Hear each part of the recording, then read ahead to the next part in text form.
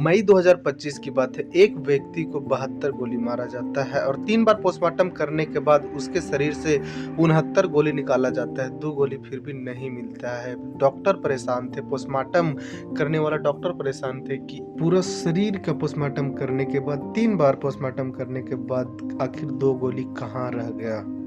और यह घटना का कहानी जहाँ-जहाँ पहुँचा सभी लोग का दिल सिहर गया और जिस व्यक्ति को गोली लगा था वह बुलेट प्रूफ जैकेट भी पहना हुआ था। शूटर इतना शातिर थे कि 4-5 गोली पहले माथा में मारे, उसके बाद जिस्म के अलग-अलग हिस्सा में मारना चालू किए। हॉस्पिटल ले जाने के बाद डॉक्टर उसे मृत घोषित कर देते हैं। कहानी को पूरा सुनने के लिए वीडियो पर बने रहे। हाँ तो नमस्कार, आप देख रहे हैं द रियल क्राइम और मैं आपके साथ रंजित गुप्ता। अगर हमारा क्राइम तक कहानी आप लोग को अच्छा लगे तो वीडियो को लाइक करो और चैनल को सब्सक्राइब करें। यह कहानी दिल्ली का है। दिल्ली के आया नगर में एक व्यक्ति रहा करता था जिसका नाम दीपक लोधिया होता है और वह स्कूल का बस चलाया करता, यानी बच्चों को स्कूल पहुंचाने जाया करता और वहां से फिर घर छोड़ा करता। लेकिन लॉकडाउन लगने के बाद उसका स्कूल बंद हो जाता है। दीपक लोधिया बेरोजगार हो जाता है और फिर उसका एक दोस्त बनता है जिसका नाम अरुण लोधिया होता है और दोनों इतना गहरा दोस्त हो जाते हैं कि कुछ ही वक्त में जो अरुण लोधिया है वह प्रॉपर्टी डीलिंग का काम किया करता है और अपना दोस्त जो कि उसका नया नया बना था दिलीप लोधिया, उससे यह बात शेयर करता है कि तुम्हें एतराज ना हो तो तुम बेरोजगार हो तो मेरे साथ कुछ शेयर देके और मेरे साथ पार्टनर बन जाओ। दीपक लोधिया के पास जो पैसा था वह अरुण लोधिया को देता है और दोनों पार्टनर पे काम करने लगते हैं।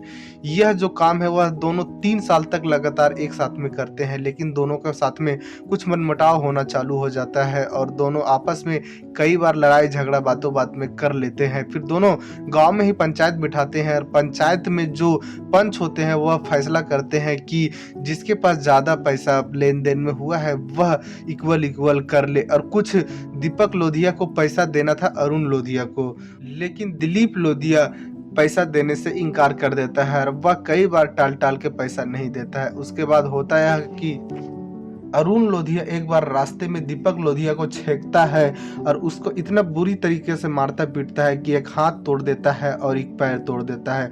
कई दिन दिलीप लोधिया हॉस्पिटल में रहता है और जब उसका हालत में सुधार होता है वह फिर घर पे आता है। जब ठीक ठाक होता है तो उसका मन में खुन्नस हो जाता है और उस अरुण लोधिया को एक बार दीपक लोधिया के आदमी लोग छेक लेते हैं। अरुण लोधिया कोर्ट से काम करके आ रहा था अपने बाऊ पापा के साथ और जाम लगा हुआ था। उसी बीच में गाड़ी खड़ा था अरुण लोधिया के और कुछ लोग आते हैं, अज्ञात लोग, और अरुण लोधिया के गाड़ी का शीशा के नीचे उतरवाते हैं और 9 गोली चलाते हैं, जिससे मौके पर ही अरुण लोधिया का मौत हो जाता है। बॉडी को पोस्टमार्टम करवाया जाता है पुलिस के माध्यम से, लेकिन यह पता नहीं चल पाता है किसके द्वारा गोली चलाया गया था।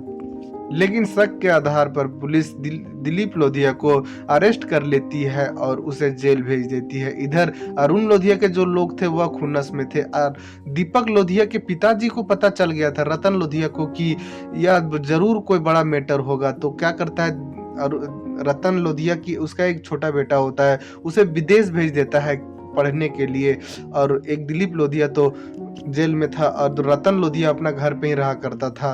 और अरुण लोधिया को रतन लोधिया को यह पता था कि हम पे जरूर किसी दिन फायर होगा और वह पुलिस के पास जाता है, प्रोटेक्शन के लिए बुलेट प्रूफ जैकेट मांगता है।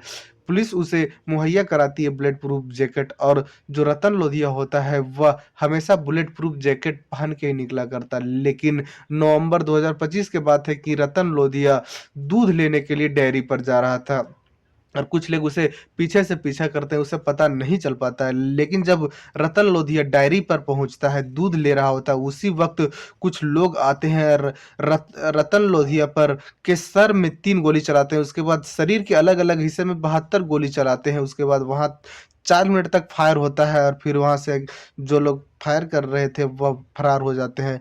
पुलिस को खबर किया जाता है, पुलिस आती है, उसको लेके जाती है हॉस्पिटल, लेकिन डॉक्टर रतन लोधिया को मृत घोषित कर देते हैं। अब रतन लोधिया के बॉडी का पोस्टमार्टम किया जाता है तो फर्स्ट पोस्टमार्टम में करीबन 20 गोली निकल पाता है, लेकिन उसके परिवार के लोग बोलते हैं कि इतना गोली फायर हुआ है, जरूर अभी भी इतना गोली इसके शरीर के अंदर बचा हुआ है। 3 बार पोस्टमार्टम होने के बाद सिर्फ 69 गोली निकल पाता है, 2 गोली फिर भी शरीर के अंदर बच जाता है 3 बार पोस्टमार्टम होने के बाद।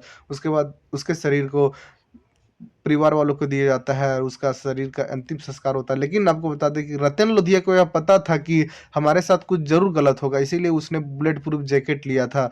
लेकिन इन लोग को भी पता था कि जो रतन लोधिया है वह बुलेट प्रूफ जैकेट पहन के घूरता है, इसीलिए पहले सर में गोली मारे थे। जो शूटर थे वह पहले सर में गोली मारते हैं, उसके बाद शरीर के अलग अलग हिस्से में मारते हैं। यानी कि गहरा दुश्मनी के वजह वजह होने के कारण 72 फायर किया जाता है। पुलिस अब उन शूटर को ढूंढ रही है। पता लगता है कि यह विदेशी शूटर थे, इसलिए कि इस तरह का जो हमला है वह शायद कहीं कहीं होता है और वह यह इस तरह का हमला विदेश में ज़्यादातर हुआ करता है। लेकिन दिल्ली के जहाँ जहाँ तक यह गोली का आवाज़ गया, वहाँ-वहाँ तक लोग दहल सा गए और जहाँ-जहाँ तक यह कहानी का चर्चा हुआ, लोग सुनकर यकीन नहीं कर रहे थे कि एक व्यक्ति के ऊपर 72 गोली चलाया जा गया है। जबकि 1 से 2 गोली में आदमी का मौत हो जाता है, फिर भी 72 गोली चलाने के पीछे का कारण क्या था? यानी कि कोई गहरा दुश्मनी था। पुलिस अब उन शूटर को ढूँढ रही है, उसके बाद उन लोग को जज किया सज़ा देती है। लेकिन